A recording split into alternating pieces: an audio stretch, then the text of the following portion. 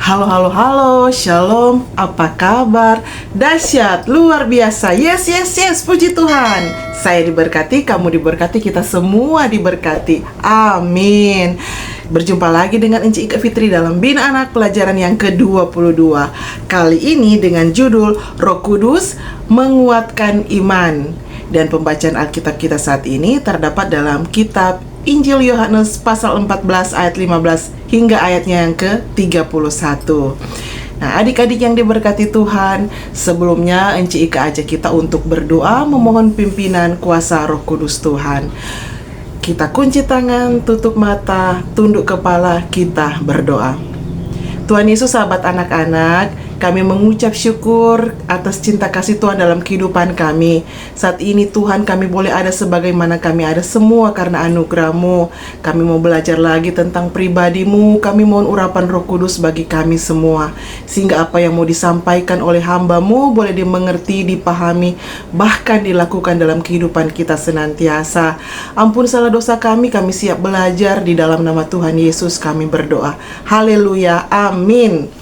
Nah, adik-adik sudah siapkan Alkitabnya. Kita akan baca bersama-sama dalam kitab Injil Yohanes pasal 14 ayat 15 hingga ayatnya yang ke-31. Yesus menjanjikan penghibur. Jikalau kamu mengasihi aku, kamu akan menuruti segala perintahku. Aku akan minta kepada Bapa dan Ia akan memberikan kepadamu seorang penolong yang lain, supaya Ia menyertai kamu selama-lamanya, yaitu Roh kebenaran. Dunia tidak dapat menerima Dia, sebab dunia tidak melihat Dia dan tidak mengenal Dia. Tetapi kamu mengenal Dia, sebab Ia menyertai kamu dan akan diam di dalam kamu. Aku tidak akan meninggalkan kamu sebagai yatim piatu. Aku datang kembali kepadamu, tinggal sesaat lagi, dan dunia tidak akan melihat aku lagi. Tetapi kamu melihat aku, sebab aku hidup dan kamu pun akan hidup. Pada waktu itulah kamu akan tahu bahwa aku di dalam Bapa-Ku dan kamu di dalam aku dan aku di dalam kamu. Barang siapa memegang perintahku dan melakukannya, dialah yang mengasihi aku, dan barang siapa mengasihi aku, ia akan dikasihi oleh Bapa-Ku, dan aku pun akan mengasihi dia, dan akan menyatakan diriku kepadanya. Yudas yang bukan Iskariot berkata kepadanya, Tuhan, apakah sebabnya maka engkau hendak menyatakan dirimu kepada kami, dan bukan kepada dunia? Jawab Yesus, jika seorang mengasihi aku dan ia akan menuruti firman-Ku, dan Bapa-Ku akan mengasihi dia, dan kamu akan datang kepadanya dan diam bersama-sama dengan dia. Barang siapa tidak mengasihi aku, ia tidak menuruti firman-Ku, dan firman yang kamu dengar itu bukanlah daripadaku, melainkan dari Bapa yang mengutus aku. Semuanya itu kukatakan kepadamu selagi aku berada bersama-sama dengan kamu. Tetapi penghibur, yaitu Roh Kudus yang akan diutus oleh Bapa dalam namaku, dialah yang akan mengajarkan segala sesuatu kepadamu dan akan mengingatkan kamu akan semua yang telah kukatakan kepadamu. Damai sejahtera kutinggalkan bagimu, damai sejahtera kuberikan kepadamu, dan apa yang kuberikan tidak seperti yang diberikan oleh dunia kepadamu. Janganlah gelisah dan gentar hatimu. Kamu telah mendengar bahwa aku telah berkata kepadamu, aku pergi, tetapi aku datang kembali kepadamu. Sekiranya kamu mengasihi aku, kamu tentu akan bersuka cita karena aku pergi kepada Bapa-Ku, sebab Bapa lebih besar daripada aku. Dan sekarang juga aku mengatakannya kepadamu sebelum hal itu terjadi, supaya kamu percaya apabila hal itu terjadi. Tidak banyak lagi aku berkata-kata dengan kamu, sebab penguasa dunia ini datang dan ia tidak berkuasa sedikit pun atas diriku. Tetapi supaya dunia tahu bahwa aku mengasihi Bapa dan bahwa aku melakukan segala sesuatu seperti yang diperintahkan Bapa kepadaku. Bangunlah, marilah kita pergi dari sini. Demikian jauh pembacaan Alkitab kita saat ini. Yang berbahagia ialah mereka yang mau membaca dan mau merenungkan firman Tuhan serta melakukannya di dalam kehidupan setiap hari. Amin. Saat ini Enci Ike mau sapa dulu adik-adik yang ada di rumah. Halo, shalom, apa kabar kalian semuanya? Enci Ike berdoa kiranya semua ada di dalam tubuh yang sehat ya. Semuanya kuat, ada sukacita, ada damai sejahtera, karena kita sedang ada dalam memaknai atau merayakan kenaikan Tuhan Yesus Kristus ke surga. Kita bersyukur karena kita memiliki Tuhan Yesus yang hidup, yang sudah menang, mengalahkan maut, dan naik ke surga untuk menyediakan tempat bagi kita orang percaya. Amin ya adik-adik, amin. Hanya Tuhan Yesus yang tahu jalan menuju ke surga. Karena Tuhan Yesus bilang, "Akulah jalan kebenaran dan hidup. Tidak ada seorang pun yang dapat datang kepada Bapa kalau tidak melalui aku." Kalau tidak melalui Tuhan Yesus. Nah adik-adik, ada tuh DP lagu. Mari kita bernyanyi. Enci Ike mau menyanyi biar cuma sepanggal adik-adik, biar cuma sedikit nih. Torang menyanyi bersama-sama. Hanya satu jalan ke surga, Yesus saja jalannya. Satu jalan ke rumah Bapa, Yesus saja jalannya. Tiada jalan lain. Ya seperti itu ya adik-adik. Nanti adik-adik menyanyi di gereja atau di sekolah minggu nih. Adik-adik yang diberkati Tuhan, suatu ketika Tuhan Yesus sedang berkumpul bersama dengan murid-muridnya untuk makan dan minum. Nah, waktu itu adalah waktu sebelum Tuhan Yesus disalibkan. Jadi, ini adalah momen-momen terakhir di mana Tuhan Yesus bersama-sama dengan murid-muridnya. Yesus bilang pada murid-murid bahwa sudah tiba waktunya, aku akan meninggalkan kalian semua dan kembali kepada Bapakku di surga. Nah adik-adik yang diberkati Tuhan, ketika mereka mendengar apa perkataan Yesus, ini murid-murid Tuhan Yesus sangat merasa khawatir. Mereka merasa sedih adik-adik.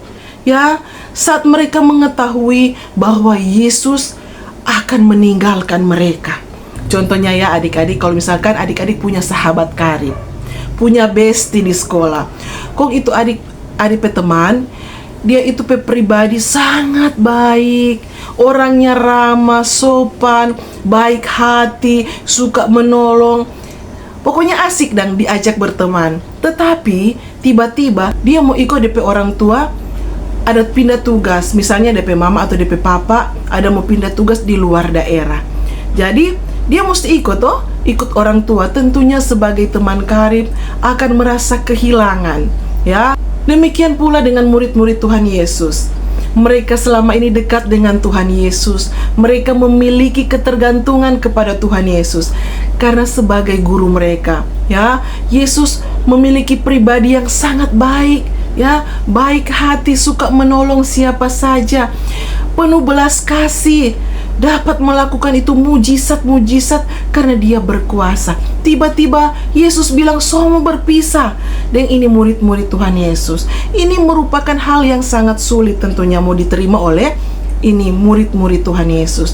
Karena saat Yesus ada panggil pada orang tuh menjadi pengikut Yesus atau menjadi murid-murid Tuhan Yesus, mereka telah meninggalkan segala sesuatu kepunyaan mereka, termasuk kenyamanan mereka adik-adik, keluarga mereka, harta benda mereka. Mereka kasih tinggal hanya untuk mengikut Yesus, menjadi murid-murid Tuhan Yesus, untuk menjadi penjala manusia. Tetapi pada akhirnya Yesus sebagai guru mereka akan meninggalkan mereka. Jadi ini murid-murid Yesus, mereka berpikir, apa yang dapat mereka lakukan tanpa Yesus? Ya, bagaimana mereka akan melanjutkan ini kehidupan? Bagaimana dengan dorang pekerjaan kalau Yesus sudah tidak bersama-sama dengan mereka? Tentu perpisahan dengan Tuhan Yesus sangat menggoncangkan iman mereka. Iya toh? Dan ini murid-murid Tuhan Yesus, mereka merasa gelisah. Mereka mulai membayangkan, ya, aduh, bagaimana ini nasib mereka tanpa Yesus. siapa yang akan menolong mereka, siapa yang akan membuat mereka ini taat kepada Tuhan ya, siapa yang dapat menghibur mereka ya ketika mereka saat sedih. Jadi mereka menyampaikan dengan ekspresi dan wajah mereka yang sedih kepada Yesus. Lalu Tuhan Yesus menenangkan hati murid-murid dan memberikan janji, yaitu Tuhan akan mengirimkan Roh Penghibur yang akan selalu menemani mereka, mengingatkan mereka tentang firman Tuhan, dan mengingatkan mereka untuk selalu taat dan setia kepada Tuhan. Jadi ini Roh Penghibur itu juga akan selalu menghibur mereka apabila mereka merasa takut, merasa khawatir, sehingga mereka akan selalu bersuka cita. Mereka akan merasakan damai sejahtera ya. Nah, adik-adik yang diberkati Tuhan, siapakah Roh Penghibur itu? Itu adalah Roh Kudus untuk menggantikan Yesus menjadi penolong, menjaga murid-muridnya di dunia ini. Jadi Roh Kudus akan diam dan menyertai setiap orang-orang yang percaya.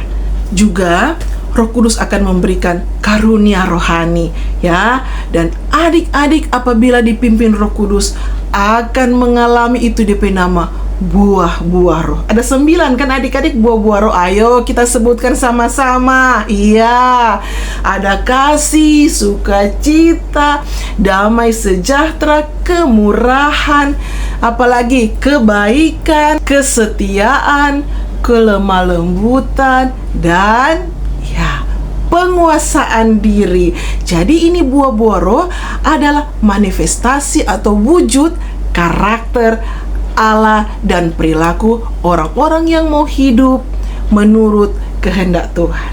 Jadi adik-adik, Roh Kudus atau Roh Allah ini pribadi ilahi. Dia akan mengajar, mengingatkan tentang kebenaran firman Tuhan. Jadi Tuhan Yesus akan naik ke surga karena Yesus berasal dari surga.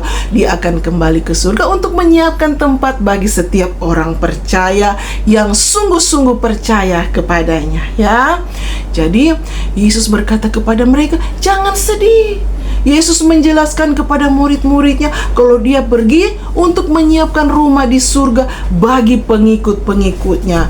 Dan suatu hari nanti mereka akan berkumpul bersama-sama Yesus untuk selama-lamanya. Hore! Dan adik-adik, Tuhan Yesus juga berkata bahwa tidak akan meninggalkan kamu, yaitu murid-murid, orang semua sebagai yatim piatu. Ya, sebagai yatim piatu. Apa itu, Enci?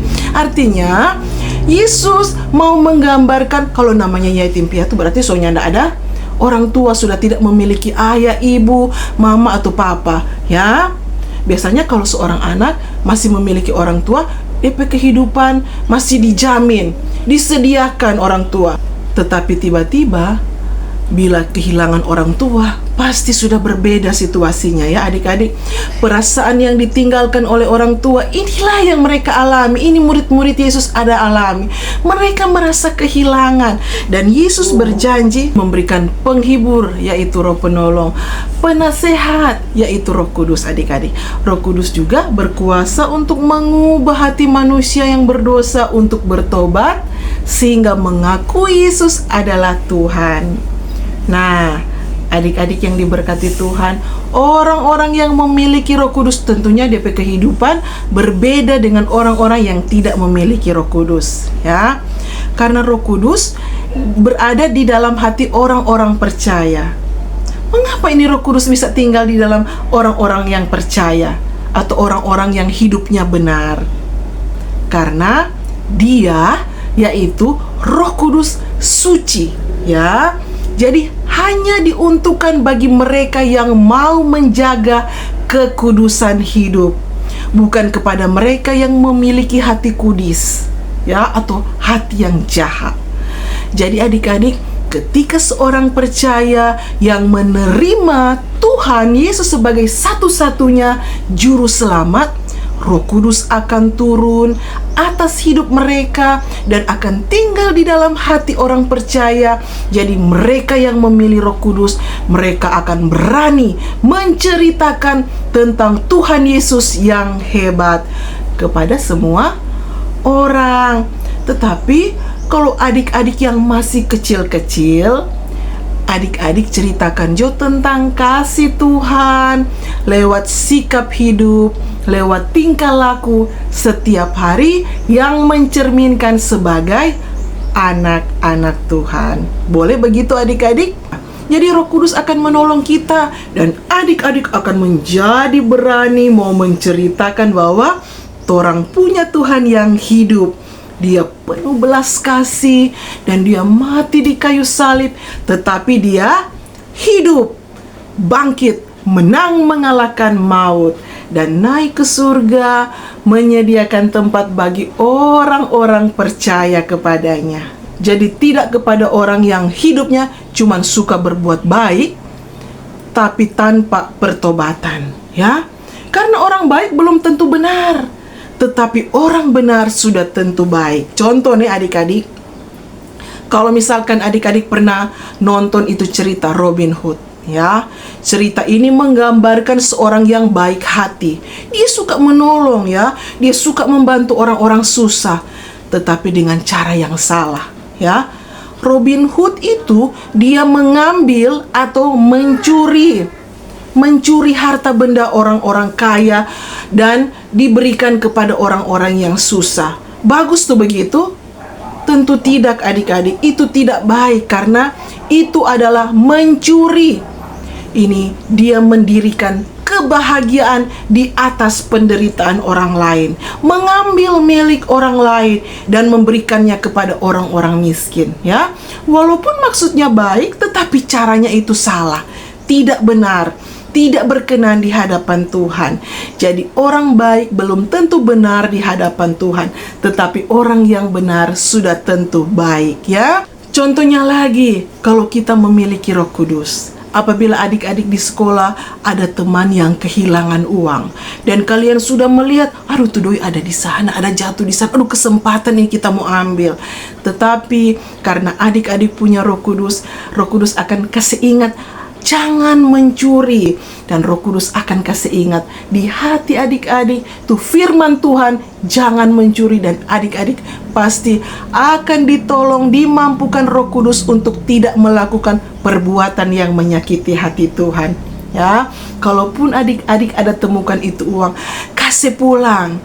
Mungkin katu itu uang mau beli beras, toh tuh teman pe mama ada suruh pulang sekolah ngana singgah beli akang beras, torang so habis akang beras. Kasihan tuh adik-adik. Atau juga contoh ya, misalkan adik-adik diajak anak-anak nakal mau badola-dola teman, mau bapukul atau mau bapajak. Kalau adik-adik ada Roh Kudus mau kasih ingat, jangan iko-iko rame. Kalau perlu kasih nasihat itu teman-teman, bahwa itu tidak baik, menyakiti hati Tuhan. Seperti itulah Roh Kudus bekerja, akan mengingatkan dan menolong, memampukan adik-adik melakukan itu perbuatan yang menyenangkan hati Tuhan. Kalau kita mengasihi Tuhan, berarti juga kita mengasihi sesama manusia, ya. Roh Kudus akan mengawasi itu orang-orang benar yang hidup jujur, yang hidup tulus, ya, hati yang baik, tidak ada dendam, tidak ada kejahatan, nyandak pang manyau pa orang tua, nyandak jaga memake, rajin beribadah, rajin baca Alkitab, ya, dan melakukan kehendak Tuhan. Siapa mereka? Boleh jadi mereka adalah anak-anak yang dengar-dengaran yang sedang menyaksikan pembelajaran Bina Anak kali ini. Kalian adalah anak-anak yang istimewa di mata Tuhan. Kalian adalah murid-murid kecilnya Tuhan yang akan berdampak bagi kerajaan Allah, sehingga Tuhan akan dimuliakan dalam setiap perbuatan kita semua. Demikian pembelajaran kita. Terpujilah Tuhan Yesus, firman yang hidup. Amin. Kita akan mengakhiri pembelajaran kita kali ini dengan berdoa. Kunci tangan, tutup mata, tunduk kepala, kita berdoa. Tuhan Yesus, terima kasih. Kami bangga memiliki Engkau. Engkau tidak membiarkan kami jadi yatim piatu, tetapi Engkau memberikan kami penghibur, yaitu Roh Kudus, yang menguatkan kami, memampukan kami, menolong kami untuk menjalankan tugas yang Tuhan percayakan dalam kehidupan kami. Tolong kami Tuhan agar menjaga kekudusan hidup, sehingga Roh Kudus senantiasa ada di dalam hati kami. Tolong kami dan mampukan kami untuk memberitakan Injil, keselamatan, kabar baik tentang Engkau Allah yang hidup. Terima kasih Tuhan, ini doa kami. Di dalam nama Tuhan Yesus kami berdoa mengucap syukur. Haleluya. Amin. Demikian pembelajaran Bina Anak kita kali ini. Enci Ike menyampaikan terima kasih bagi semua yang selalu mensupport dan menyaksikan YouTube channel Enci Ike Fitri. Tuhan Yesus memberkati. Jangan lupa like dan share sehingga banyak jiwa-jiwa yang boleh diberkati dengan pembelajaran dan pembelajaran yang ada. Sekali lagi terima kasih. Sampai jumpa minggu depan. Tuhan Yesus memberkati. Shalom.